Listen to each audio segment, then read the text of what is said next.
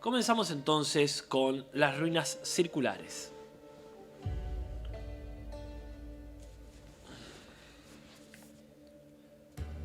And if he left off dreaming about you through the looking glass. Capítulo 6.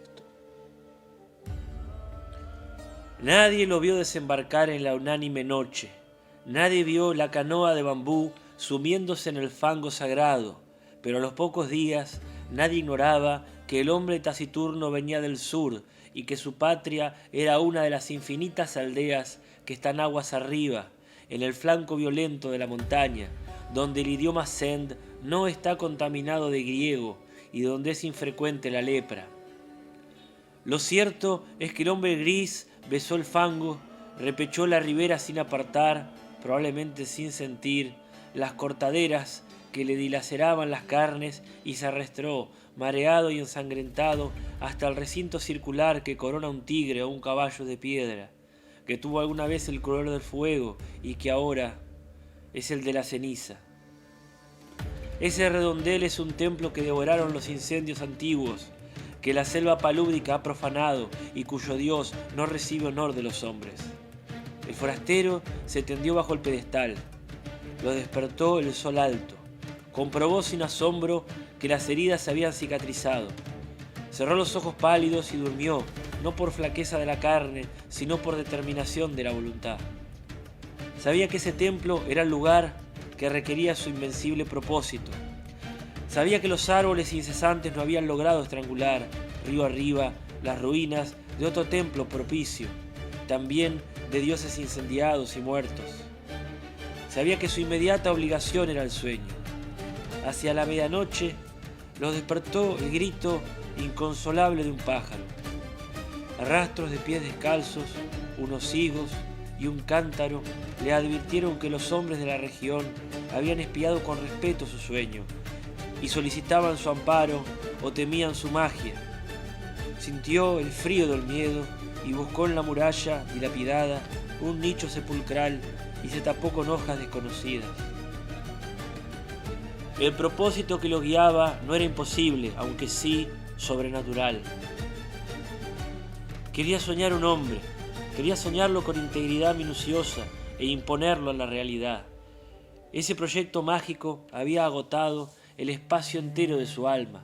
Si alguien le hubiera preguntado su propio nombre o cualquier rasgo de su vida anterior, no habría acertado a responder. Le convenía el templo inhabitado y despedazado, porque era un mínimo de mundo visible. La cercanía de los leñadores también, porque estos se encargaban de subvenir a sus necesidades frugales. El arroz y las frutas de su tributo eran paulo suficiente para su cuerpo, consagrado a la única tarea de dormir y soñar. Al principio, los sueños eran caóticos, poco después fueron de naturaleza dialéctica. El forastero se soñaba en el centro de un anfiteatro circular, que era de algún modo el templo incendiado. Nubes de alumnos taciturnos fatigaban las gradas. Las caras de los últimos pendían a muchos siglos de distancia y a una altura estelar, pero eran del todo precisas. El hombre les dictaba lecciones de anatomía, de cosmografía, de magia. Los rostros se escuchaban con ansiedad y procuraban responder con entendimiento, como si adivinaran la importancia de aquel examen que redimía a uno de ellos, redimiría de su condición de vana apariencia y lo interpolaría en el mundo real. El hombre, en el sueño y en la vigilia, consideraba las respuestas de sus fantasmas. No se dejaba embaucar por los impostores, adivinaba en ciertas perplejidades una inteligencia creciente. Buscaba un alma que mereciera participar en el universo. A las 9 o 10 noches comprendió, con alguna amargura, que nada podía esperar de aquellos alumnos que aceptaban con pasividad su doctrina, y sí de aquellos que arriesgaban a veces una contradicción razonable. Los primeros, aunque dignos de amor y de buen afecto, no podían ascender a individuos. Los últimos preexistían un poco más. Una tarde, ahora también las tardes eran tributarias del sueño, ahora no velaba sino un par de horas en el amanecer. licenció para siempre el vasto colegio ilusorio y se quedó con un solo alumno. Era un muchacho taciturno, cetrino, díscolo a veces, de rasgos afilados que repetían los de su soñador. No lo desconcertó por mucho tiempo la brusca eliminación de los condiscípulos. Su progreso, al cabo de unas pocas lecciones particulares, pudo maravillar al maestro. Sin embargo, la catástrofe sobrevino. El hombre, un día, emergió del sueño como de un desierto viscoso. Miró la vana luz de la tarde, que al pronto confundió con la aurora, y comprendió que no había soñado. Toda esa noche y todo el día, la intolerable lucidez del insomnio se abatió contra él. Quiso explorar la selva, extenuarse. Apenas alcanzó, entre la cicuta, unas rachas de sueño débil, veteadas fugazmente de visiones de tipo rudimental, inservibles. Quiso congregar el colegio y apenas hubo articulado unas breves palabras de exhortación, este se deformó, se borró. En la casi perpetua vigilia, lágrimas de ira le quemaban los viejos ojos.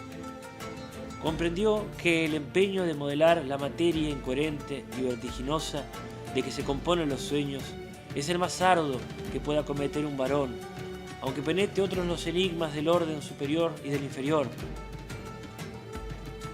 Mucho más arduo que tejer una cuerda de arena o que amonedar el viento sin cara. Comprendió que un fracaso inicial era inevitable. Juró olvidar la enorme alucinación que lo había desviado al principio y buscó otro método de trabajo. Antes de ejercitarlo, dedicó un mes a la reposición de la fuerza que había malgastado el delirio. Abandonó toda premeditación de soñar y casi acto continuo logró dormir un trecho razonable del día. Las raras veces que soñó durante ese periodo, no reparó en los sueños. Para reanudar la tarea, esperó que el disco de la luna fuera perfecto. Luego, en la tarde, se purificó en las aguas del río, adoró a los dioses planetarios, pronunció las sílabas lícitas de un nombre poderoso y durmió. Casi inmediatamente soñó con un corazón que latía. Lo soñó activo, caluroso, secreto, del grandor de un puño cerrado, color granate en la penumbra de un cuerpo humano aún sin cara ni sexo. Con minucioso amor lo soñó durante 14 lúcidas noches. Cada noche lo percibía con mayor evidencia. No lo tocaba. Se limitaba a atestiguarlo, a observarlo, tal vez a corregirlo con la mirada. Lo percibía, lo vivía desde muchas distancias y muchos ángulos. La noche 14ª rozó la arteria pulmonar con el índice y luego todo el corazón, desde afuera y adentro. El examen lo satisfizo. Deliberadamente no soñó durante una noche. Luego retomó el corazón. Invocó el nombre de un planeta y emprendió la visión de otro de los órganos principales. Antes de un año llegó al esqueleto, a los párpados. El pelo innumerable fue tal vez la tarea más difícil. Soñó un hombre íntegro, un mancebo, pero éste no se incorporaba ni hablaba ni podía abrir los ojos. Noche tras noche el hombre lo soñaba dormido. En las cosmogonías gnósticas, los demiurgos amasan un rojo Adán que no logra ponerse de pie. Tan inhábil y rudo y elemental como ese Adán de polvo, era el Adán del sueño que las noches del mago habían fabricado. Una tarde, el hombre casi destruyó toda su obra, pero se arrepintió. Más le hubiera valido destruirla. Agotados los votos a los númenes de la tierra y del río, se arrojó a los pies de la efigie, que tal vez era un tigre, tal vez un potro, e imploró su desconocido socorro. Ese crepúsculo soñó con la estatua. La soñó vivo, la soñó vivo, la soñó viva, trémula. La soñó viva, trémula. No era un atroz bastardo de tigre y un potro, sino a la vez esas dos criaturas vehementes y también un toro, una rosa, una tempestad.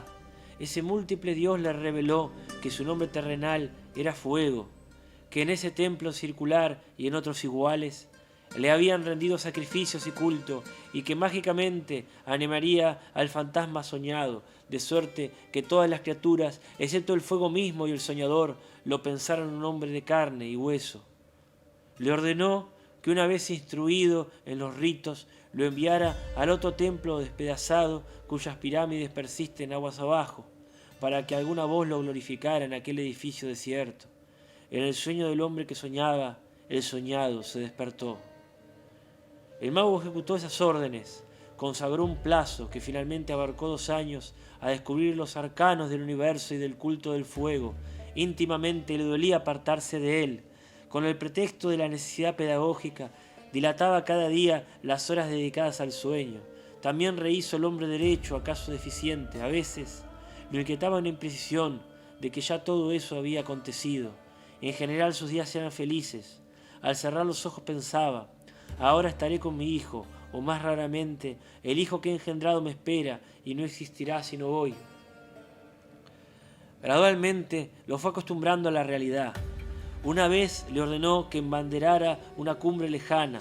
Al otro día flameaba la bandera en la cumbre. Ensayó otros experimentos análogos cada vez más audaces. Comprendió con cierta amargura que su hijo estaba listo para nacer y tal vez impaciente. Esa noche lo besó por primera vez y lo envió al otro templo cuyos despojos blanqueaban río arriba.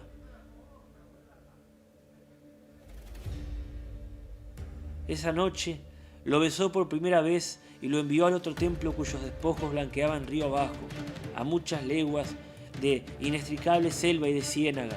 Antes, para que no supiera nunca que era un fantasma, para que se creyera un hombre como los otros, le infundió el olvido total de sus años de aprendizaje.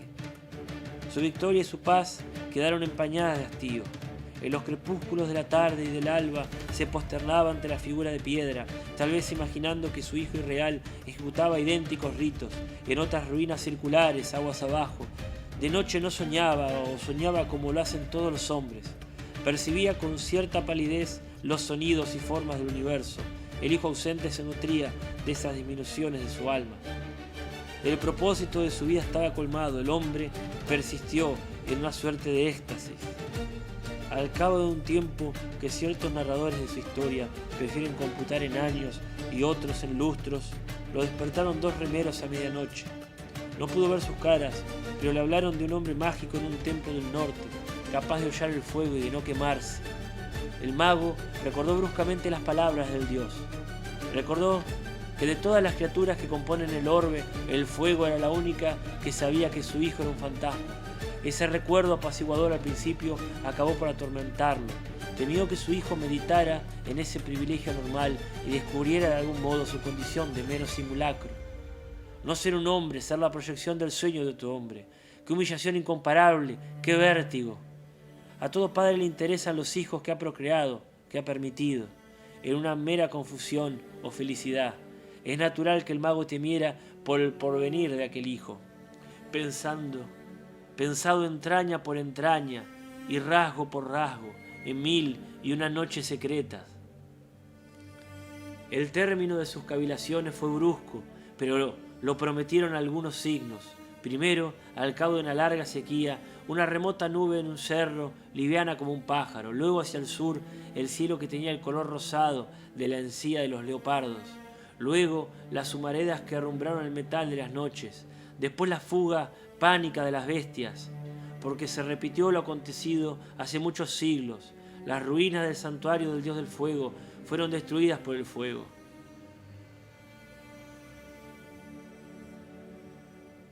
En un alba sin pájaros el mago vio cernirse contra los muros el incendio concéntrico. Por un instante pensó refugiarse en las aguas, pero luego comprendió que la muerte venía a coronar su vejez y a absolverlo de sus trabajos. Caminó contra los jirones de fuego. Estos no mordieron su carne, estos lo acariciaron y lo inundaron sin calor y sin combustión. Con alivio, con humillación, con terror, comprendió que él también era una apariencia, que otro estaba soñándolo. Continuamos ahora con Tlön Uqbar Orbis Tertius. Debo a la conjunción de un espejo y de una enciclopedia el descubrimiento de Uqbar. El espejo inquietaba el fondo de un corredor en una quinta de la calle Gaona, en Ramos Mejía. La enciclopedia falazmente se llama The Anglo-American Encyclopedia, New York, 1917, y es una reimpresión literal, pero también morosa, de la Enciclopedia Británica de 1902. El hecho se produjo a unos 5 años. Bioy Casares había cenado conmigo esa noche y nos demoró una vasta polémica sobre la ejecución de una novela en primera persona, cuyo narrador omitiera o desfigurara los hechos e incurriera en diversas contradicciones que permitieran a unos pocos lectores, a muy pocos lectores, la adivinación de una realidad atroz o banal. Desde el fondo remoto del corredor, el espejo nos acechaba.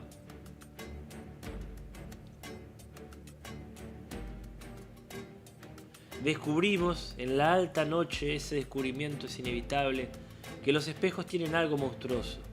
Entonces Bioy Casares recordó que uno de los heresiarcas de Uqbar había declarado que los espejos y la cópula son abominables, porque multiplican el número de los hombres. Le pregunté el origen de esa memorable sentencia y me contestó que The Anglo-American Encyclopedia la registraba en su artículo sobre Uqbar. La quinta, que habíamos alquilado amueblada, poseía un ejemplar de esa obra. En las últimas páginas del volumen 46 dimos con un artículo sobre Uppsala. En las primeras del 47 con uno sobre Ural Altai Languages. Pero ni una palabra sobre Uqbar. Bioy, un poco azorado, interrogó los tomos del índice. Agotó en vano todas las lecciones imaginables. Uqbar, Uqbar, Uqbar, Uqbar. Antes de irse, me dijo que era una región del Irak o del Asia Menor. Confieso que asentí con alguna incomodidad. Conjeturé que ese país indocumentado y ese heresiarca anónimo eran una ficción improvisada por la modestia de Bioy para justificar una frase. El examen estéril de uno de los dos atlas de Justus Perthes fortaleció mi duda. Al día siguiente Bioy me llamó desde Buenos Aires. Me dijo que tenía a la vista el artículo sobre Uqbar en el volumen 26 de la enciclopedia. No constaba el nombre del heresiarca, pero sí la noticia de su doctrina, formulada en palabras casi idénticas a las repetidas por él, aunque tal vez literariamente inferiores. Él había recordado Copulation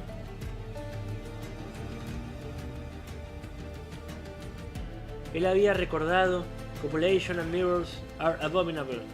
El texto de la enciclopedia decía: para uno de esos gnósticos, el visible universo era una ilusión, o más precisamente, un sofisma. Los espejos y la paternidad son abominables. Mirrors and fatherhood are hateful. Porque lo multiplican y lo divulgan. Los espejos y la paternidad son abominables.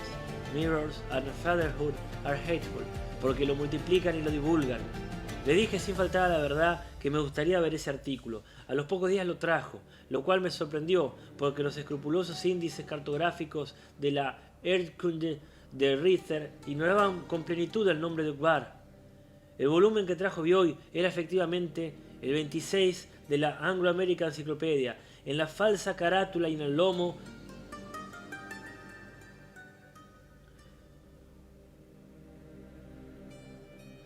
El volumen que trajo Bioy era efectivamente el 26º de la Anglo-American Encyclopedia. En la falsa carátula y en el lomo, la indicación alfabética, Tor, Ups, era la de nuestro ejemplar, pero en vez de 917 páginas, constaba de 921.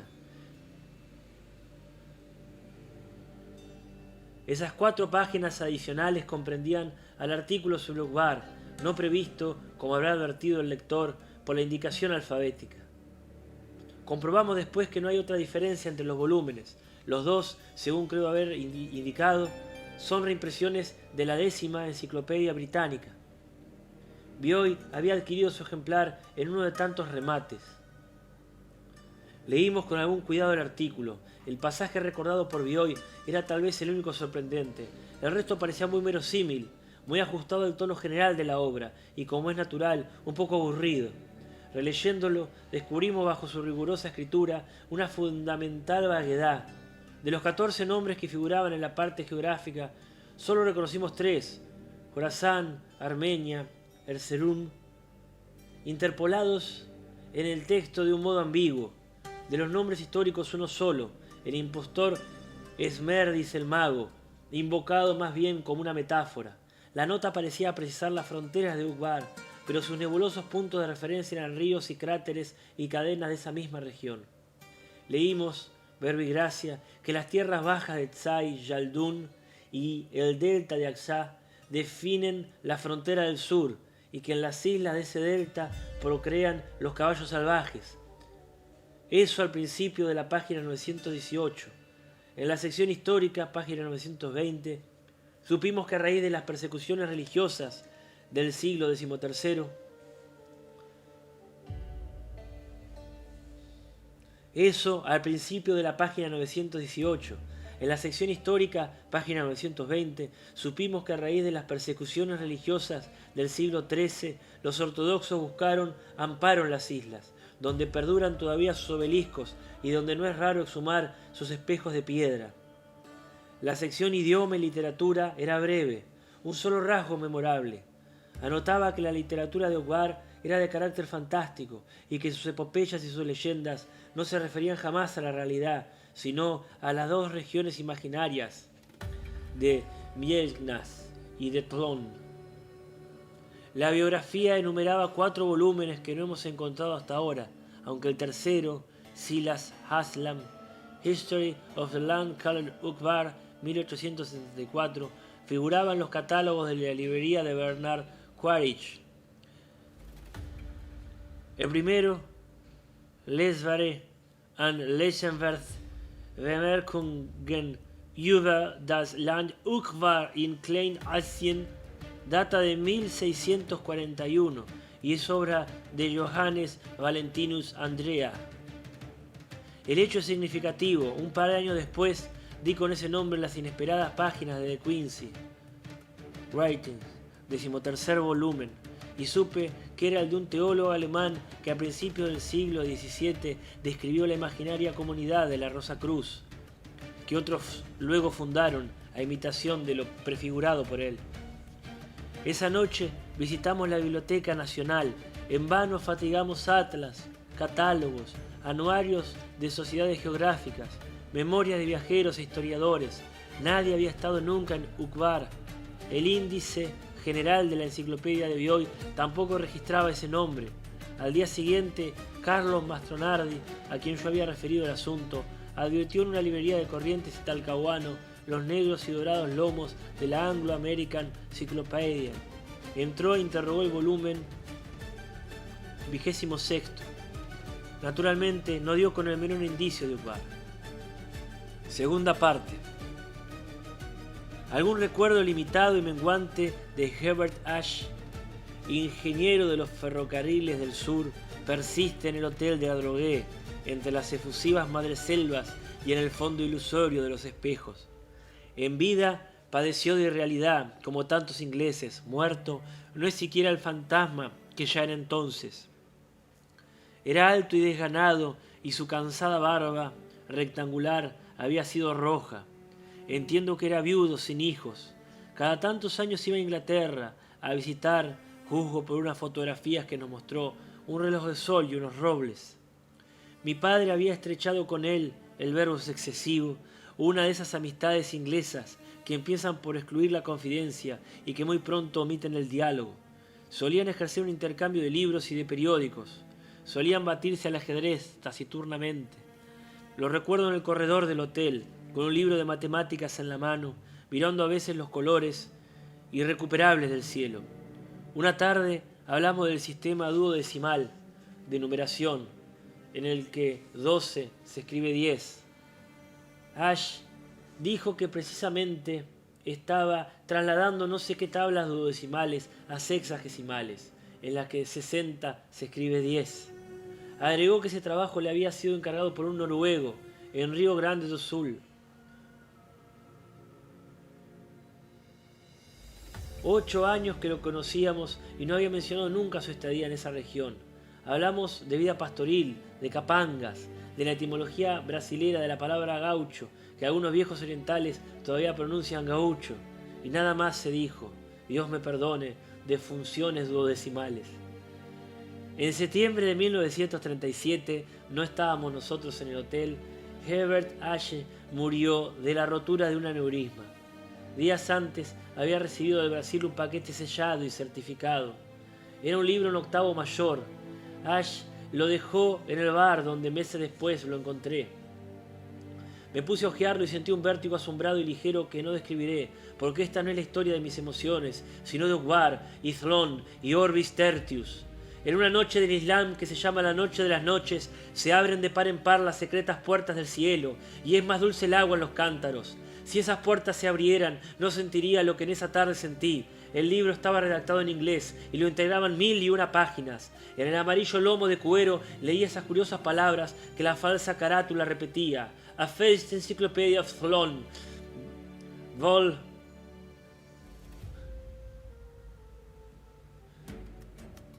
Eleven.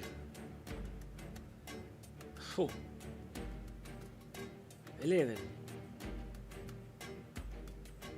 ¿Hay una forma de decir 11º en inglés? Ten first. El libro estaba redactado en inglés y lo entregaban 1001 páginas. En el amarillo lomo de cuero leí esas curiosas palabras que la falsa carátula repetía. A First Encyclopedia of Thlon, Vol. 11, Higher to Younger.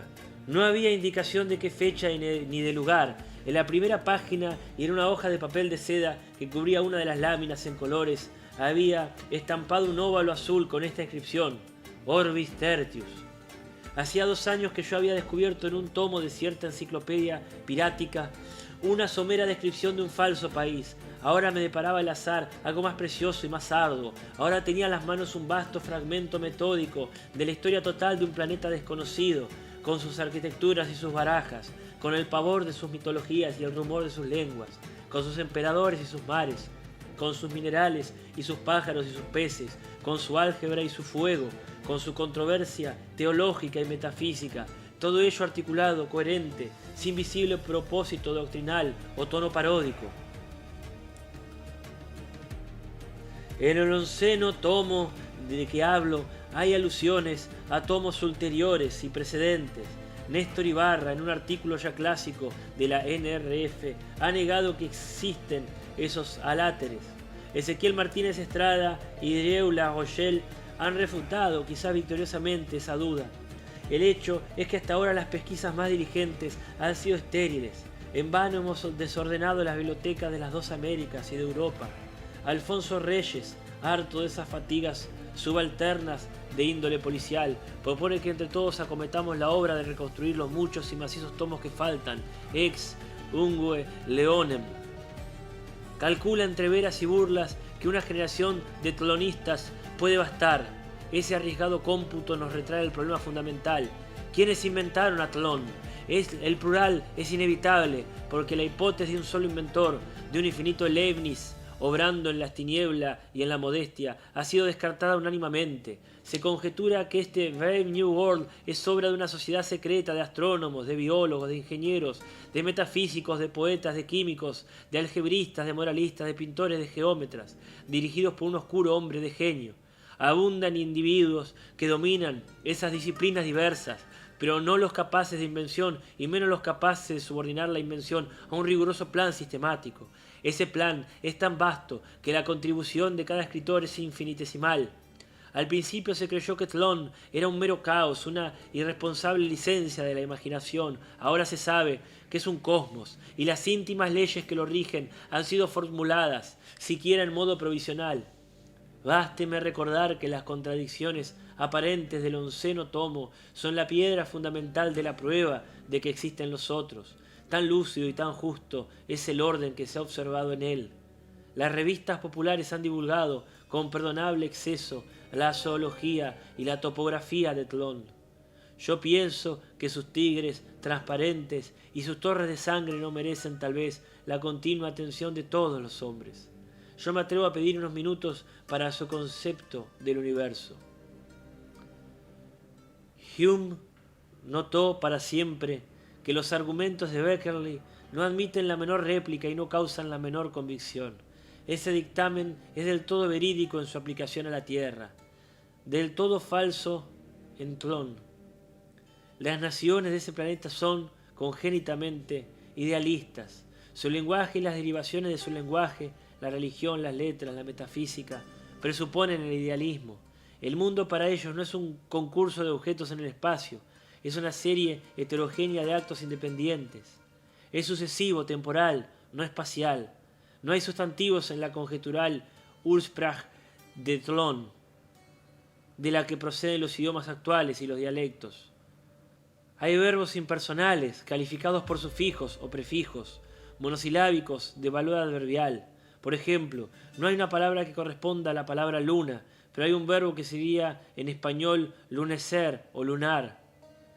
Surgió la luna sobre el río, se dice Hlo u fang axaxaxas.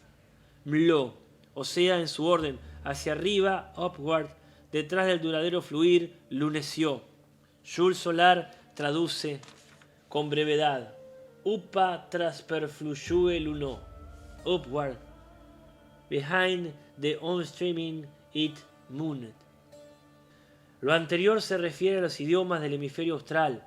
En los del hemisferio boreal, de cuya Ursprach hay muy pocos datos en el 11º tomo, la célula primordial no es el verbo, sino el adjetivo monosilábico. El sustantivo se forma por acumulación de adjetivos. No se dice luna, se dice aéreo claro sobre oscuro redondo o anaranjado tenue del cielo o cualquier otra agregación. En el caso elegido de la masa de adjetivos corresponde a un objeto real. El hecho es puramente fortuito. En la literatura de este hemisferio, como en el mundo subsistente de Meinong, abundan los objetos ideales, convocados y disueltos en un momento según las necesidades poéticas. Los determina a veces la mera simultaneidad. Hay objetos compuestos de dos términos, uno de carácter visual y otro auditivo. El color del naciente y el remoto grito de un pájaro.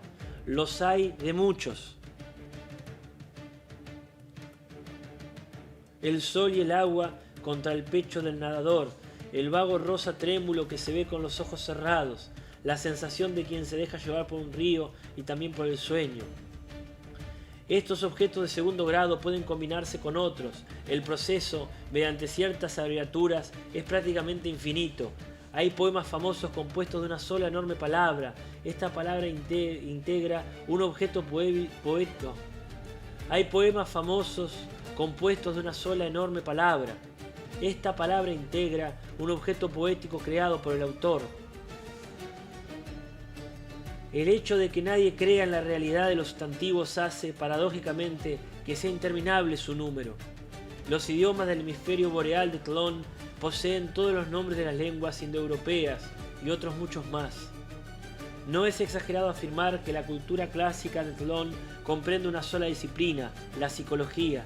Las otras están subordinadas a ella. He dicho que los hombres de ese planeta conciben el universo como una serie de procesos mentales, que no se desenvuelven en el espacio, sino de modo sucesivo en el tiempo. Spinoza atribuye a su inagotable divinidad los atributos de la extensión y del pensamiento. Nadie comprendería en Tlön la yuxtaposición del primero, que solo es típico en ciertos estados, y del segundo, que es un sinónimo perfecto del cosmos. Dicho sea con otras palabras, no conciben que lo espacial perdure en el tiempo. La percepción de una humareda en el horizonte, y después del campo incendiado, y después del cigarro a medio apagar que produjo la quemazón, es considerado un ejemplo de asociación de ideas. Este monismo o idealismo total invalida la ciencia. Explicar o juzgar un hecho es unirlo a otro. Esa vinculación en Tlön es un estado posterior del sujeto, que no puede afectar o iluminar el estado anterior. Todo estado mental es irreductible. El mero hecho de nombrarlo id est, de clasificarlo, importa un falseo. De ello cabría deducir que no hay ciencias en Tlön, ni siquiera razonamientos. La paradójica verdad es que existen en casi innumerable número. Con la filosofía acontece lo que acontece con los sustantivos en el hemisferio boreal. El hecho de que toda filosofía sea de antemano un juego dialéctico, una philosophie des Alls ob, ha contribuido a multiplicarlas. Abundan los sistemas increíbles, pero de arquitectura agradable o de tipo sensacional. Los metafísicos de Tlön no buscan la verdad, ni siquiera la verosimilitud, buscan el asombro. Juzgan que la metafísica es una rama de la literatura fantástica. Saben que un sistema no es otra cosa que la subordinación de todos los aspectos del universo a uno cualquiera de ellos. Hasta la frase todos los aspectos es rechazable porque supone la imposible adición del instante presente y de los pretéritos. Tampoco es lícito el plural, los pretéritos, porque supone otra operación imposible. Una de las escuelas de Thlon llega a negar el tiempo, razona que el presente es indefinido, que el futuro no tiene realidad, sino como esperanza presente, que el pasado no tiene realidad, sino como recuerdo presente. Otra escuela declara que ha transcurrido ya todo el tiempo y que nuestra vida es apenas el recuerdo o reflejo crepuscular y sin duda falseado y mutilado de un proceso irrecuperable. Otra, que la historia del universo y en ellas nuestras vidas y el más tenue detalle de nuestras vidas es la escritura que produce un Dios subalterno para entenderse con un demonio. Otra, que el universo es comparable a esas criptografías en las que no valen todos los símbolos y que solo es verdad lo que sucede cada 300 noches. Otra, que mientras dormimos aquí estamos despiertos en otro lado y que así cada hombre es dos hombres. Entre las doctrinas de Thlon, ninguna ha merecido tanto escándalo como el materialismo. Algunos pensadores lo han formulado con menos claridad que fervor, como quien adelanta una paradoja. Para facilitar el entendimiento de esa tesis inconcebible, un heresiarca del siglo XI ideó el sofisma de las 9 monedas de cobre, cuyo renombre escandaloso equivale en Thlon al de las aporías eleáticas. De ese razonamiento especioso hay muchas versiones que varían el número de monedas y el número de hallazgos. He aquí la más común. El martes, X atraviesa un camino desierto y pierde 9 monedas de cobre. El jueves, Y encuentra en el camino 4 monedas, algo herrumbradas por la lluvia del miércoles. El viernes, Z descubre 3 monedas en el camino. El viernes de mañana, X encuentra 2 monedas en el corredor de su casa. El heresiarca quería deducir de esta historia la realidad y de esta la continuidad de las 9 monedas recuperadas. Es absurdo, afirmaba, imaginar que 4 de las monedas no han existido entre el martes y el jueves, 3 entre el martes y la tarde del viernes, 2 entre el martes y la madrugada del viernes. Es lógico pensar que han existido, siquiera de algún modo secreto, de comprensión vedada a los hombres, en todos los momentos de esos 3 plazos. El lenguaje de Thlon se resistía a formular esa paradoja. Los más no la entendieron. Los defensores del sentido común se limitaron al principio a negar la veracidad de la anécdota. Repitieron que era una falacia verbal basada en el empleo temerario de 2 voces neológicas, no autorizadas por el uso y ajenas a todo pensamiento severo. Los verbos encontrar y perder, que comportan una petición de principio, porque presuponen la identidad de las 9 primeras monedas y de las últimas. Recordaron que todo sustantivo, hombre, moneda, jueves, miércoles, lluvia, solo tienen un valor metafórico. Denunciaron la pérfida circunstancia, algo herrumbradas por la lluvia del miércoles, que presupone lo que se trata de demostrar, la persistencia de las 4 monedas entre el jueves y el martes. Explicaron que una cosa es igualdad y otra identidad, y formularon una especie de reductio ad absurdum, o sea, el caso hipotético de 9 hombres que en 9 sucesivas noches padecen un vivo dolor. ¿No sería ridículo, interrogaron, pretender que ese dolor es el mismo? Dijeron que al heresiarca no lo movía sino el blasfematorio propósito de atribuir la divina categoría de ser a unas simples monedas, y que a veces negaba la pluralidad y otras no. Argumentaron, si la igualdad comporta la identidad, habría que admitir asimismo que las 9 monedas son una sola. Increíblemente, esas refutaciones no resultaron definitivas. A los 100 años denunciado el problema, un pensador no menos brillante que el heresiarca, pero de tradición ortodoxa, formuló una hipótesis muy audaz. Esa conjetura feliz afirma que hay un solo sujeto, que ese sujeto invisible es cada uno de los seres del universo, y que estos son los órganos y máscaras de la divinidad. X es Y y es Z. Z descubre 3 monedas porque recuerda que se le perdieron a X. X encuentra 2 en el corredor porque recuerda que han sido recuperadas las otras. El 11º tomo deja entender que 3 razones capitales determinaron la victoria total de ese panteísmo idealista. La primera, el repudio del solipsismo. La segunda, la posibilidad de conservar la base psicológica de las ciencias. La tercera, la posibilidad de conservar el culto de los dioses. Schopenhauer, el apasionado y lúcido Schopenhauer, formula una doctrina muy parecida en el primer volumen de Parerga und Paralipomena. La geometría de Sloan comprende dos disciplinas algo distintas, la visual y la táctil. La última corresponde a la nuestra y la subordinan a la primera. La base de la geometría visual es la superficie, no el punto. Esta geometría desconoce las paralelas y declara que el hombre que se desplaza modifica las formas que lo circundan. La base de su aritmética es la noción de números indefinidos. Acentúa la importancia de los conceptos de mayor y menor que nuestros matemáticos simbolizan. Afirman que la operación de contar modifica las cantidades y las convierte de indefinidas en definidas. El hecho de que varios individuos que cuentan una misma cantidad logran un resultado igual es para los psicólogos un ejemplo de asociación de ideas o de buen ejercicio de la memoria. Ya sabemos que en Sloan el sujeto del conocimiento es uno y eterno. En los hábitos literarios también es todopoderosa la idea de un sujeto único. Es raro que los libros estén firmados. No existe el concepto del plagio. Se ha establecido que todas las obras son obra de un solo autor, que es intemporal y es anónimo. La crítica suele inventar autores, elige dos obras disímiles, el Tao Te Ching y las 1001 noches, digamos, las atribuye a un mismo escritor y luego determina con probidad la psicología de ese interesante homme de lettres.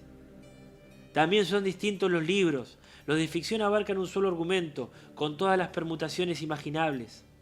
Los de naturaleza filosófica invariablemente contienen la tesis y la antítesis, el riguroso pro y el contra de una doctrina. Un libro que no encierra su contralibro es considerado incompleto.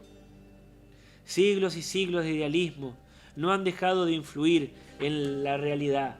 No es infrecuente en las regiones más antiguas de Sloan la duplicación de objetos perdidos. Dos personas buscan un lápiz. La primera lo encuentra y no dice nada. La segunda encuentra un segundo lápiz, no menos real, pero más ajustado a su expectativa. Estos objetos secundarios se llaman Hronir y son, aunque de forma desairada, un poco más largos. Hasta hace poco, los Hronir fueron hijos casuales de la distracción y el olvido. Parece mentira que su metódica producción cuente apenas 100 años, pero así lo declara el 11º tomo. Los primeros intentos fueron estériles. El modus operandi, sin embargo, merece recordación. El director de una de las cárceles del Estado comunicó a los presos que el antiguo lecho de un río había ciertos sepulcros y prometió la libertad a quienes trajeran un hallazgo importante. Durante los meses que precedieron a la excavación, les mostraron láminas fotográficas de lo que iban a hallar. Ese primer intento probó que la esperanza y la avidez pueden inhibir. Una semana de trabajo con la pala y el pico no logró exhumar otro Hron que una rueda herrumbrada, de fecha posterior al experimento. Este se mantuvo secreto y se repitió después en 4 colegios. En 3 fue casi total el fracaso. En el 4, cuyo director murió casualmente durante las primeras excavaciones, los discípulos exhumaron o produjeron una máscara de oro, una espada arcaica, 2 o 3 ánforas de barro y el verdinoso y mutilado torso de un rey con una inscripción en el pecho que no se ha logrado aún descifrar. Así se descubrió la improcedencia de testigos que conocieron la naturaleza experimental de la busca. Las investigaciones en masa producen objetos contradictorios. Ahora se prefieren los trabajos individuales y casi improvisados. La metódica elaboración de Hronir, dice el 11º tomo, ha prestado servicios prodigiosos a los arqueólogos, ha permitido interrogar y hasta modificar el pasado, que ahora no es menos plástico y menos dócil que el porvenir. Hecho curioso, los Hronir de segundo y de tercer grado, los Hronir derivados de otro Hron, los Hronir derivados del Hron de un Hron, exageran las aberraciones del inicial.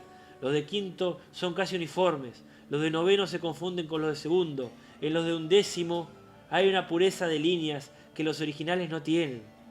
El proceso es periódico, el Hron de 12º grado ya empieza a decaer. Más extraño y más puro que todo Hron es a veces el Ur, la cosa producida por su gestión, el objeto educido por la esperanza. La gran máscara de oro que he mencionado es un ilustre ejemplo. Las cosas se duplican en Thlon. Propenden asimismo a borrarse y a perderse en los detalles cuando los olvida la gente. Es clásico el ejemplo de un umbral que perduró mientras lo visitaba un mendigo y que se perdió de vista su muerte. A veces unos pájaros, un caballo, han salvado las ruinas de un anfiteatro. Salto Oriental, 1940. Postdata, de 1947.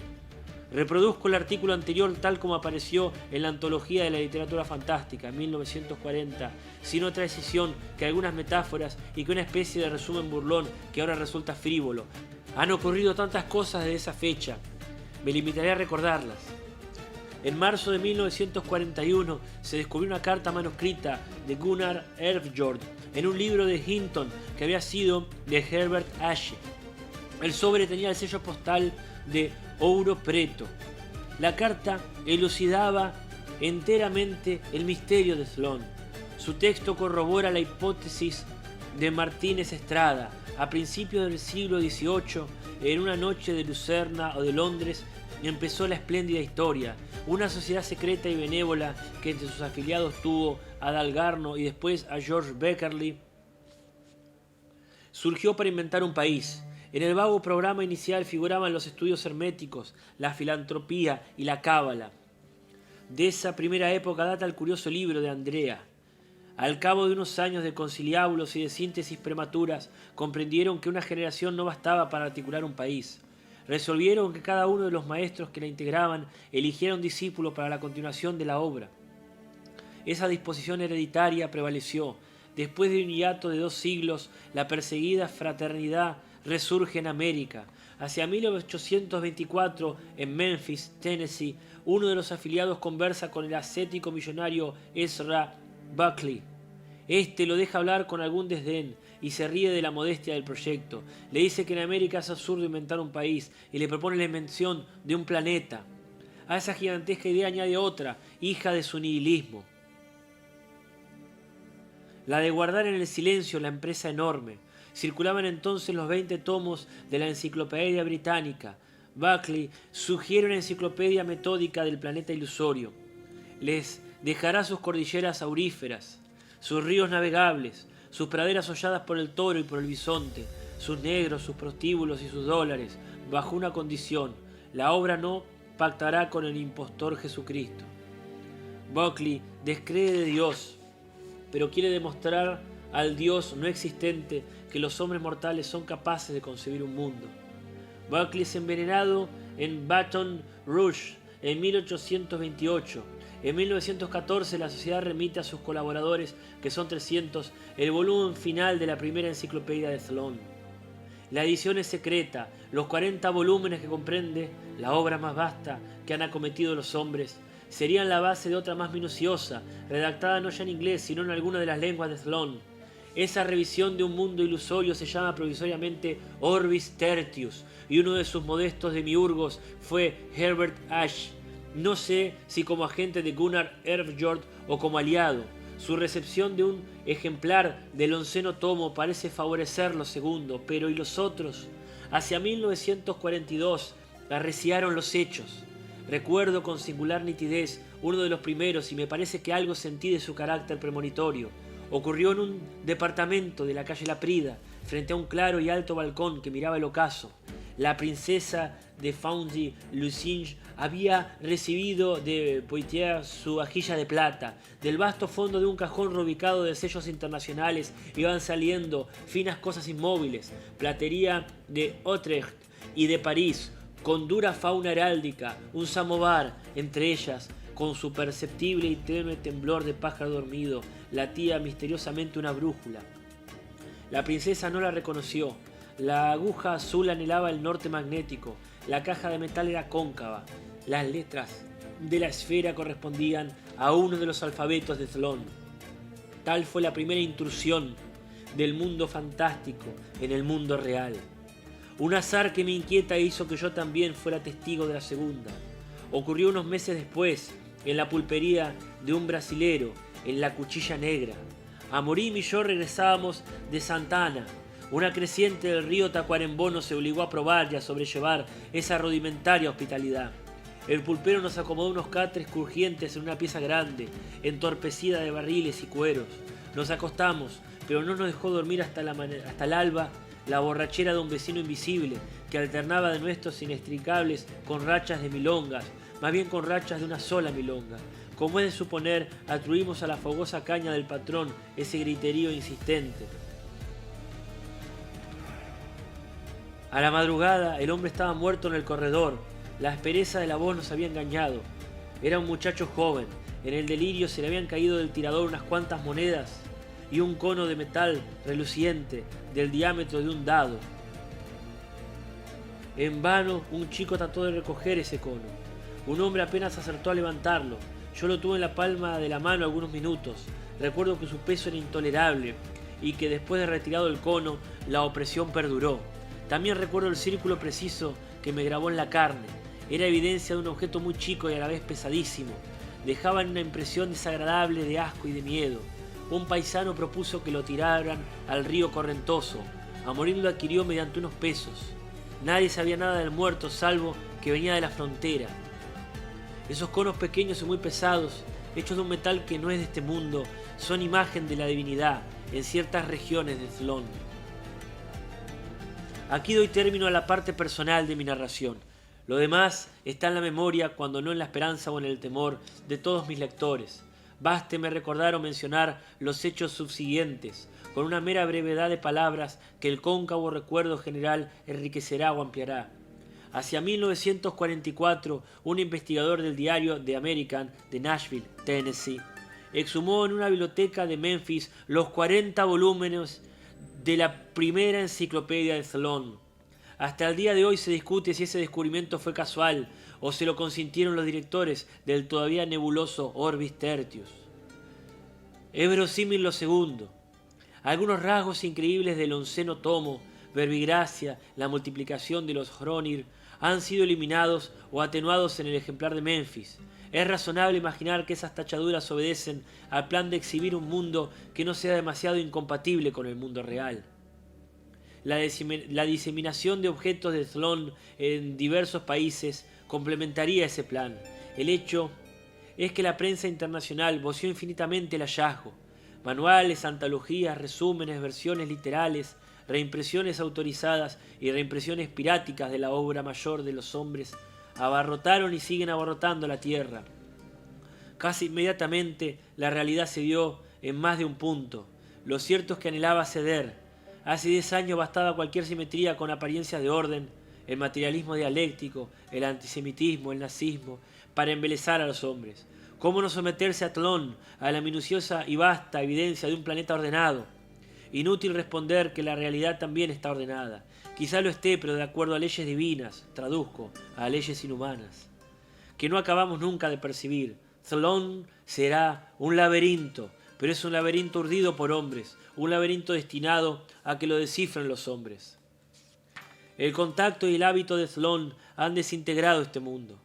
Encantada por su rigor, la humanidad olvida y torna a olvidar que es un rigor de ajedrecistas, no de ángeles. Ya ha penetrado en las escuelas el conjetural idioma primitivo de Thlon. Ya la enseñanza de su historia armoniosa y llena de episodios conmovedores ha obliterado a la que presidió mi niñez. Ya en las memorias un pasado ficticio ocupa el sitio de otro, del que nada sabemos con certidumbre, ni siquiera que es falso. Han sido reformadas las numismáticas, la farmacología y la arqueología. Entiendo que la biología y las matemáticas aguardan también su avatar. Una dispersa dinastía de solitarios ha cambiado la faz del mundo. Su tarea prosigue. Si nuestras previsiones no erran, de aquí 100 años alguien descubrirá los 100 tomos de la segunda enciclopedia de Thlon. Entonces desaparecerán del planeta el inglés y el francés y el mero español.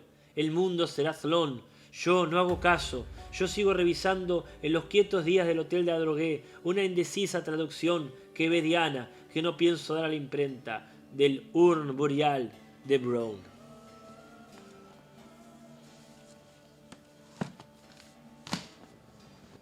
Leemos ahora El Inmortal. Primera parte.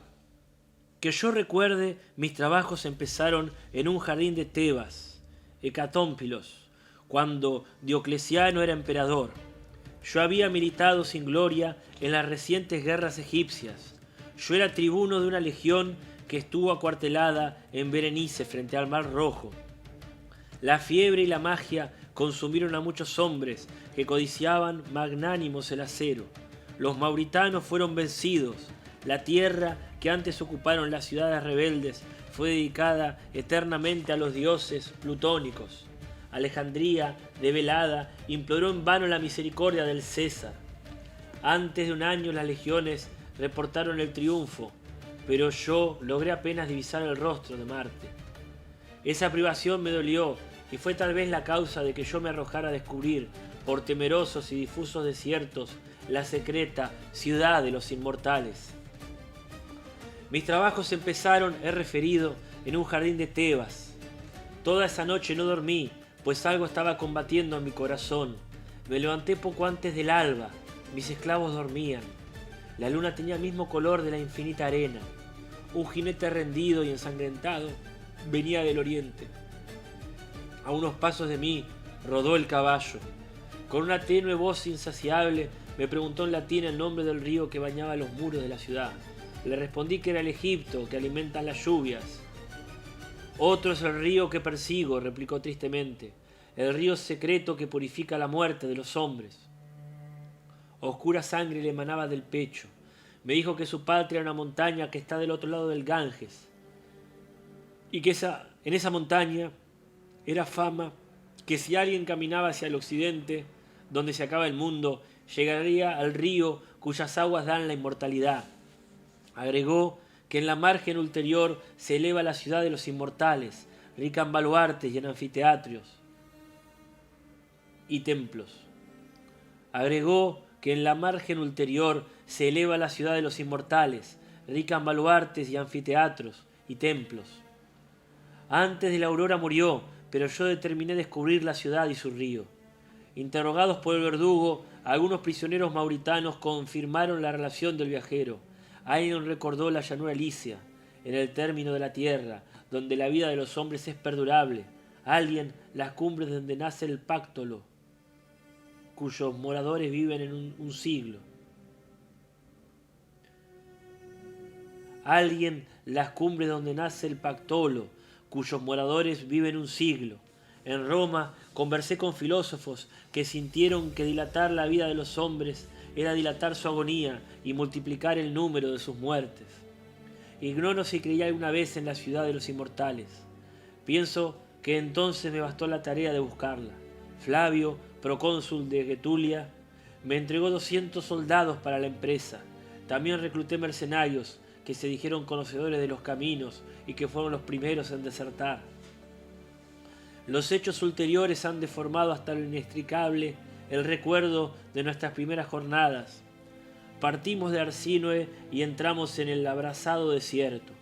Atravesamos el país de los trogloditas, que devoran serpientes y carecen del comercio de la palabra. El de los garamantas, que tienen las mujeres en común y se nutren de leones.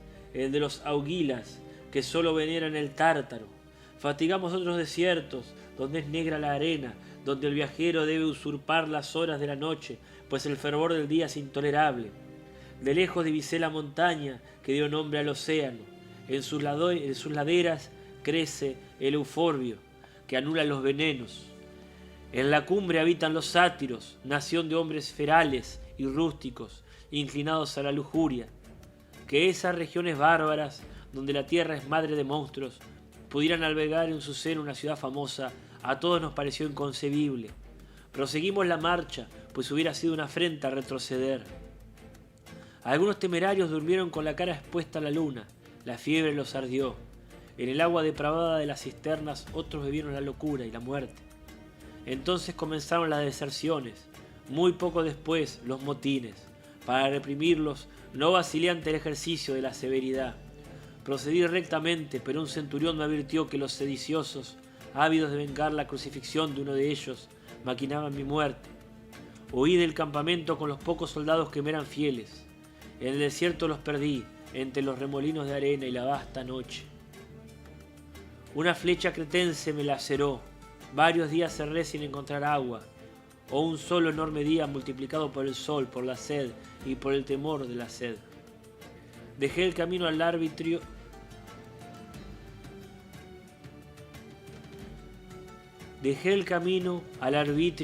de mi caballo. En el alba la lejanía se erizó de pirámides y de torres. Insoportablemente soñé con un exiguo y nítido laberinto. En el centro había un cántaro. Mis manos casi lo tocaban, mis ojos lo veían, pero tan intrincadas y perplejas eran las curvas que yo sabía que iba a morir antes de alcanzarlo. Segunda parte. Al desenredarme por fin de esa pesadilla, me vi tirado y maniatado en un oblongo nicho de piedra, no mayor que una sepultura común, superficialmente excavado en el agrio declive de una montaña. Los lados eran húmedos, antes pulidos por el tiempo que por la industria. Sentí en el pecho un doloroso latido, sentí que me abrazaba la sed. Me asomé y grité débilmente. Al pie de la montaña se dilataba sin rumor un arroyo impuro, entorpecido por escombros y arena. En la opuesta margen resplandecía, bajo el último sol o bajo el primero, la evidente ciudad de los inmortales. Vi muros, arcos, frontispicios y foros. El fundamento era una meseta de piedra. Un centenar de nichos irregulares, análogos al mío, surcaban las montañas y el valle. En la arena había pozos de poca hondura. De esos mezquinos agujeros y de los nichos emergían hombres de piel gris, de barba negligente, desnudos. Creí reconocerlos. Pertenecían a la estirpe bestial de los trogloditas, que infestaban las riberas del Golfo Arábigo y las grutas etiópicas. No me maravillé de que no hablaran y de que devoraran serpientes. La urgencia de la sed me hizo temerario. Consideré que estaba a unos 30 pies de la arena. Me tiré, cerrados los ojos, atadas a la espalda las manos, montaña abajo. Hundí la cara ensangrentada en el agua oscura, bebí como se abrevan los animales. Antes de perderme, otra vez en el sueño de los delirios, inexplicablemente repetí unas palabras griegas. Los ricos teucros de Celea que beben el agua negra del Esepo. No sé cuántos días y noches rodaron sobre mí, doloroso, incapaz de recuperar el abrigo de las cavernas, de desnudo en la ignorada arena. Dejé que la luna y el sol jugaran con mi aciago destino. Los trogloditas, infantiles en la barbarie, no me ayudaron a sobrevivir o a morir. En vano les rogué que me dieran muerte. Un día, con el filo de un pedernal, rompí mis ligaduras. Otro me levanté y pude mendigar o robar. Yo, Marco Flamiño Rufo, tribuno militar de una de las legiones de Roma, mi primera detestada ración de carne de serpiente. La codicia de ver a los inmortales, de tocar la sobrehumana ciudad, casi me vedaba dormir. Como si penetraran mi propósito, no dormían tampoco los trogloditas. Al principio inferí que me vigilaban, luego que se habían contagiado de mi inquietud, como podrían contagiarse los perros. Para alejarme de la bárbara aldea, elegí la más pública de las horas, la declinación de la tarde, cuando casi todos los hombres emergen de las grietas y de los pozos y miran el poniente, sin verlo.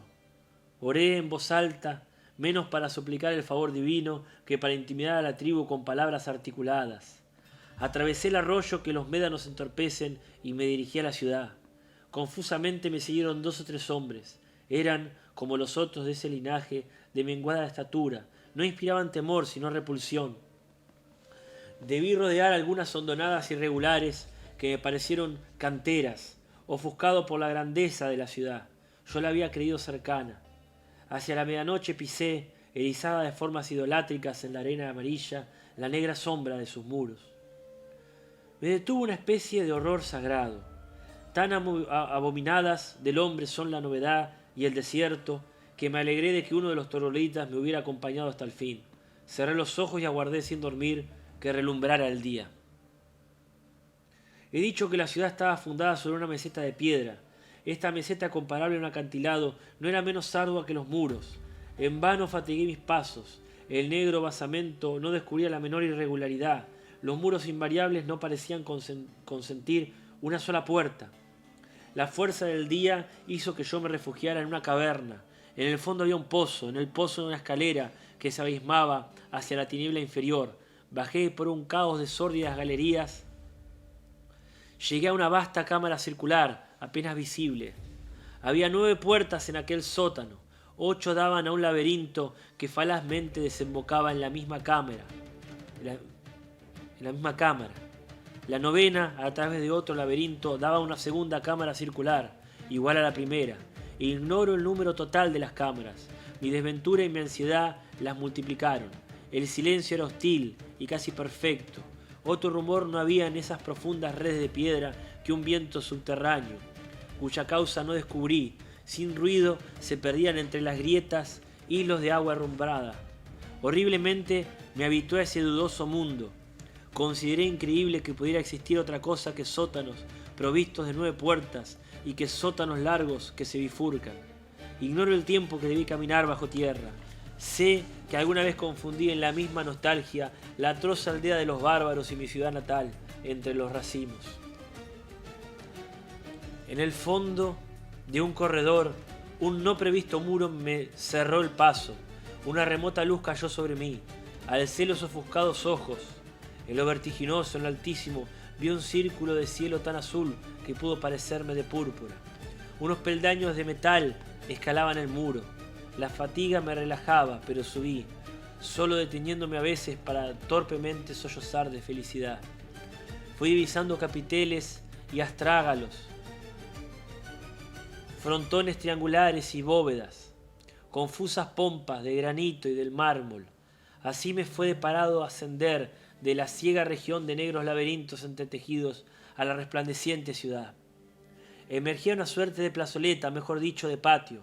La rodeaba un solo edificio de forma irregular y de altura variable.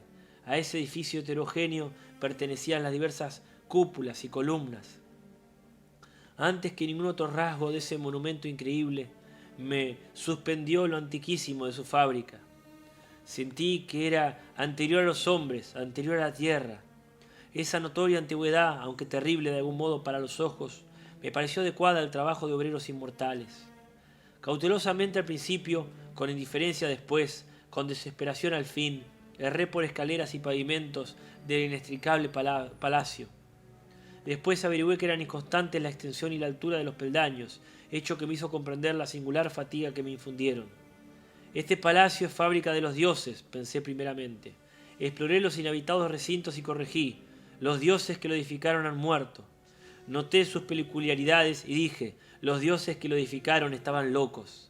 Lo dije, bien lo sé, con una incomprensible reprobación que era casi un remordimiento. Con más horror intelectual que miedo sensible. A la impresión de enorme antigüedad se agregaron otras, las de lo interminable, la de lo atroz, la de lo complejamente insensato. Yo había cruzado un laberinto, pero la nítida ciudad de los inmortales me atemorizó y repugnó. Un laberinto es una casa labrada para confundir a los hombres. Su arquitectura, pródiga en simetrías, está subordinada a ese fin. En el palacio que imperfectamente exploré, la arquitectura carecía de fin. Abundaba en el corredor sin salida, la alta ventana inalcanzable, la aparatosa puerta que daba a una celda o a un pozo, las increíbles escaleras inversas, con los peldaños y la balaustrada hacia abajo, otras, adheridas aéreamente al costado de un muro monumental, morían sin llegar a ninguna parte, al cabo de 2 o 3 giros en la tiniebla superior de las cúpulas. Ignoro si todos los ejemplos que he enumerado son literales. Sé que durante muchos años infestaron mis pesadillas. No puedo ya saber si tal o cual rasgo es una transcripción de la realidad o de las formas que desatinaron mis noches. Esta ciudad, pensé, es tan horrible que su mera existencia y perduración, aunque en el centro de un desierto secreto, contamina el pasado y el porvenir y de algún modo compromete a los astros. Mientras perdure, nadie en el mundo podrá ser valeroso o feliz. No quiero describirla. Un caos de palabras heterogéneas, un cuerpo de tigre o de toro en el que pulularan monstruosamente, conjugados y odiándose, dientes, órganos y cabezas, pueden tal vez ser imágenes aproximativas. No recuerdo las etapas de mi regreso, entre los polvorientos y húmedos hipogeos. Únicamente sé que no me abandonaba el temor de que al salir del último laberinto me rodeara otra vez la nefanda ciudad de los inmortales. Nada más puedo recordar. Ese olvido, ahora insuperable, fue quizá involuntario. Quizá las circunstancias de mi evasión fueron tan ingratas que, en algún día no menos olvidado, también he jurado olvidarlas. Quienes hayan leído con atención el relato de mis trabajos recordarán que un hombre de la tribu me siguió como un perro podría seguirme hasta la sombra irregular de los muros. Cuando salí del último sótano, lo encontré en la boca de la caverna. Estaba tirado en la arena, donde trazaba torpemente y borraba una hilera de signos, que eran como las letras de los sueños, que uno está a punto de entender y luego se juntan. Al principio, creí que se trataba de una escritura bárbara. Después vi que era absurdo imaginar que hombres que no llegaron a la palabra lleguen a la escritura. Además, ninguna de las formas era igual a otra, lo cual excluía o alejaba la posibilidad de que fueran simbólicas. El hombre las trazaba, las miraba y las corregía. De golpe, como si le fastidiara ese juego, las borró con la palma y el antebrazo. Me miró, no pareció reconocerme. Sin embargo, tan grande era el alivio que me inundaba, o tan grande y medrosa mi soledad, que di en pensar que ese rudimental troglodita que me miraba desde el suelo de la caverna había estado esperándome. El sol caldeaba la llanura cuando emprendimos el regreso a la aldea. Bajo las primeras estrellas, la arena era ardorosa bajo los pies. El troglodita me precedió. Esa noche concebí el propósito de enseñarle a reconocer y acaso a repetir algunas palabras. El perro y el caballo, reflexioné, son capaces de lo primero. Muchas aves, como el ruiseñor de los Césares, de lo último. Por muy vasto que fuera el entendimiento de un hombre, siempre sería superior al de irracionales. La humildad y miseria del troglodita me trajeron a la memoria la imagen de Argos, el viejo perro moribundo de la Odisea, y así le puse el nombre de Argos y traté de enseñárselo. Fracasé y volví a fracasar. Los arbitrios, el rigor y la obstinación fueron del todo vanos. Inmóvil, con los ojos inertes, no parecía percibir los sonidos que yo procuraba inculcarle. A unos pasos de mí, era como si estuviera muy lejos, echado en la arena, como una pequeña y ruinosa esfinge de lava, dejaba que sobre él giraran los cielos, desde el crepúsculo del día hasta el de la noche. Juzgué imposible que no se percatara de mi propósito. Recordé que fama entre los etíopes que los monos deliberadamente no hablan para que no los obliguen a trabajar, y atribuía a su suspicacia o al temor el silencio de Argos. De esa imaginación pasé a otras, aún más extravagantes. Pensé que Argos y yo participábamos de universos distintos. Pensé que nuestras percepciones eran iguales, pero que Argos las combinaba de otra manera y construía con ellas otros objetos. Pensé que acaso no había objetos para él, sino un vertiginoso y continuo juego de impresiones brevísimas. Pensé en un mundo sin memoria, sin tiempo. Consideré la posibilidad de un lenguaje que ignorara los sustantivos, un lenguaje de verbos impersonales o de indeclinables epítetos. Así fueron muriendo los días y con los días los años, pero algo parecido a la felicidad ocurrió una mañana. Llovió, con lentitud poderosa.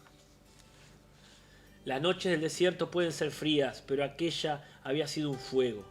Soñé que un río de Tesalia, a cuyas aguas yo había restituido un pez de oro, venía a rescatarme. Sobre la roja arena y la negra piedra yo lo vi acercarse. La frescura del aire y el rumor atareado de la lluvia me despertaron. Corrí desnudo a recibirla. Declinaba la noche bajo las nubes amarillas de la tribu.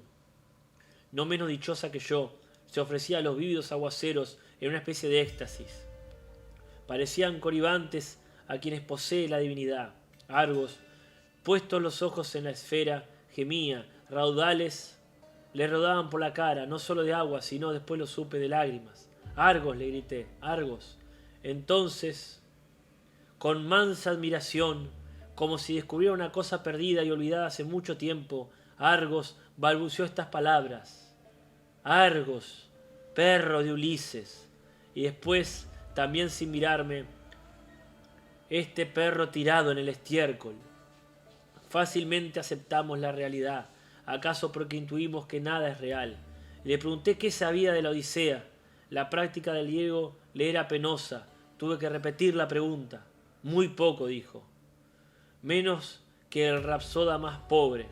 Ya habrán pasado 1100 años desde que la inventé. Parte cuarta. Todo me fue dislucidado aquel día. Los trogloditas eran los inmortales. El riacho de aguas arenosas, el río que buscaba el jinete. En cuanto a la ciudad cuyo renombre se había dilatado hasta el Ganges, 9 siglos haría que los inmortales la habían asolado. Con las reliquias de su ruina erigieron en el mismo lugar la desatinada ciudad que yo recorrí. Suerte de parodia o reverso y también templo de los dioses irracionales que manejan el mundo y de los que nada sabemos, salvo que no se parecen al hombre. Aquella fundación fue el último símbolo a que condescendieron los inmortales. Marca una etapa en que, juzgando que toda empresa es vana, determinaron vivir en el pensamiento, en la pura especulación. Erigieron la fábrica, la olvidaron y fueron a morar a las cuevas. Absortos, casi no percibían el mundo físico. Estas cosas Homero las refirió, como quien habla con un niño. También me refirió su vejez y el postrer viaje que emprendió, movido como Ulises, por el propósito de llegar a los hombres que no saben lo que es el mar, ni comen carne sazonada con sal, ni sospechan lo que es un remo. Habitó un siglo en la ciudad de los inmortales. Cuando la derribaron, aconsejó la fundación de otra. Ello no debe sorprendernos. Es fama que después de cantar la guerra de Ilión, cantó la guerra de las ranas y los ratones. Fue como un dios que creara el cosmos y luego el caos. Ser inmortal es baladí. Menos el hombre, todas las criaturas lo son, pues ignoran la muerte, lo divino, lo terrible, lo incomprensible. Es saberse inmortal. He notado que, pese a las religiones, esa convicción es rarísima. Israelitas, cristianos y musulmanes profesan la inmortalidad, pero la veneración que tributan al primer siglo prueba que solo creen en él, ya que destinan todos los demás en número infinito a premiarlo o castigarlo. Más razonable me parece la rueda de ciertas religiones del Indostán. En esa rueda, que no tiene principio ni fin, cada vida es efecto de la anterior y engendra la siguiente, pero ninguna determina el conjunto. Adoctrinada por un ejercicio de siglos, la república de hombres inmortales había logrado la perfección de la tolerancia y casi del desdén. Sabía que en un plazo infinito le ocurren a todos los hombres todas las cosas, por sus pasadas o futuras virtudes. Todo hombre es acreedor a toda bondad, pero también a toda traición, por sus infamias del pasado o del porvenir. Así como en los juegos de azar las cifras pares y las cifras impares tienden al equilibrio, así también se anulan y corrigen el ingenio y la estolidez. ¿Y acaso el rústico poema del Cid es el contrapeso exigido por un solo epíteto de las églogas o por una sentencia de Heráclito? El pensamiento más fugaz obedece a un dibujo invisible y puede coronar o inaugurar una forma secreta. Sé de quienes obraban el mal para que en los siglos futuros resultara el bien, o hubiera resultado en los ya pretéritos. Encarados así, todos nuestros actos son injustos, pero también son indiferentes. No hay méritos morales o intelectuales. Homero compuso la Odisea, postulado un plazo infinito, con infinitas circunstancias y cambios. Lo imposible es no componer siquiera una vez la Odisea. Nadie es alguien, un solo hombre inmortal es todos los hombres. Como Cornelio Agripa, soy Dios, soy héroe, soy filósofo, soy demonio y soy mundo, lo cual es una fatigosa manera de decir que no soy. El concepto del mundo, como sistema de precisas compensaciones, influyó vastamente en los inmortales. En primer término, los hizo invulnerables a la piedad. He mencionado las antiguas canteras que rompían los campos de otra margen. Un hombre se despeñó en la más honda. No podía lastimarse ni morir, pero lo abrazaba la sed. Antes que le arrojaran a cuerda pasaron 70 años. Tampoco interesaba el propio destino. El cuerpo era un sumiso animal doméstico. Y le bastaba cada mes la limosna de unas horas de sueño, de un poco de agua y de una piltrafa de carne. Que nadie quiera rebajarnos a setas. No hay placer más complejo que el pensamiento y a él nos entregábamos. A veces un estímulo extraordinario nos restituía al mundo físico. Por ejemplo, aquella mañana el viejo goce elemental de la lluvia. Estos lapsos eran rarísimos. Todos los inmortales eran capaces de perfecta quietud. Recuerdo alguno a quien jamás he visto de pie. Un pájaro anidaba en su pecho. Entre los corolarios de la doctrina de que no hay cosa que no esté compensada por otra, hay uno de muy poca importancia retórica, pero que nos indujo a fines o a principios del siglo X a dispersarnos por la faz de la tierra. Cabe en estas palabras: existe un río cuyas aguas dan la inmortalidad. En alguna región habrá otro río cuyas aguas la borren. El número de ríos no es infinito. Un viajero inmortal que recorra el mundo acabará algún día por haber bebido de todos. Nos propusimos descubrir ese río. La muerte, o su alusión, hace preciosos y patéticos a los hombres. Estos conmueven por su condición de fantasmas. Cada acto que ejecutan puede ser el último. No hay rostro que no esté por desdibujarse como el rostro de un sueño. Todo entre los mortales tiene el valor de lo irrecuperable y de lo azaroso. Entre los inmortales, en cambio, cada acto y cada pensamiento es el eco de otros que en el pasado lo antecedieron, sin principio visible, o el fiel presagio de otros que en el futuro lo repetirán hasta el vértigo. No hay cosa que no esté como perdida entre infatigables espejos. Nada puede ocurrir una sola vez, nada es precisamente precario. Lo elegíaco, lo grave, lo ceremonial, no rigen para los inmortales. Homero y yo nos separamos en las puertas de Tánger. Creo que no nos dijimos adiós. Parte quinta y final. Recorrí nuevos reinos, nuevos imperios.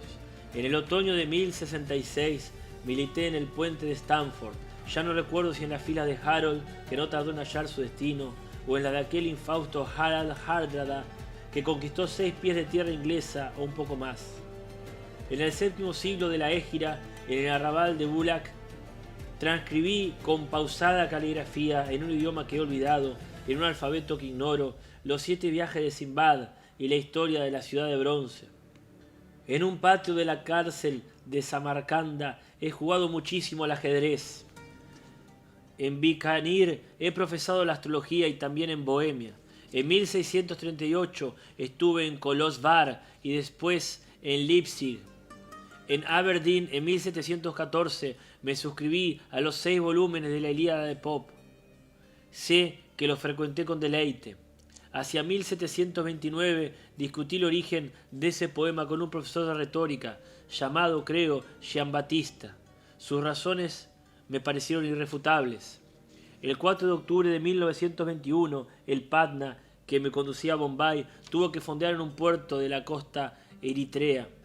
Bajé, recordé otras montañas muy antiguas, también frente al Mar Rojo. Cuando yo era tribuno de Roma y la fiebre y la magia y la inacción consumían a los soldados. En las afueras vi un caudal de agua clara, la probé, movido por la costumbre. Al repechar la margen, un árbol espinoso me laceró el dorso de la mano. El inusitado dolor me pareció muy vivo, incrédulo, silencioso y feliz. Contemplé la preciosa formación de una lenta gota de sangre. De nuevo soy mortal, me repetí. De nuevo me parezco a todos los hombres. Esa noche dormí hasta el amanecer. He revisado al cabo de un año estas páginas. Me consta que se juntan a la verdad.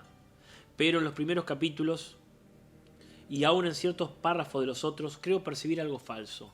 Ello sobra tal vez del abuso de rasgos circunstanciales, procedimiento que aprendí en los poetas y que todo lo contamina de falsedad, ya que esos rasgos pueden abundar en los hechos, pero no en su memoria.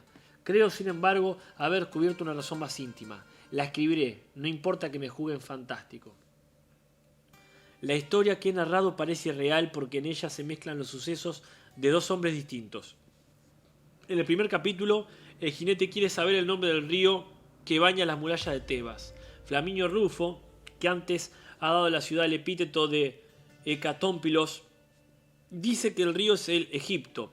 Ninguna de esas locuciones es adecuada a él, sino a Homero, que hace mención expresa en la Ilíada de Tebas, Hecatómpilos, y en la Odisea, por boca de Proteo y de Ulises, dice invariablemente Egipto por Nilo.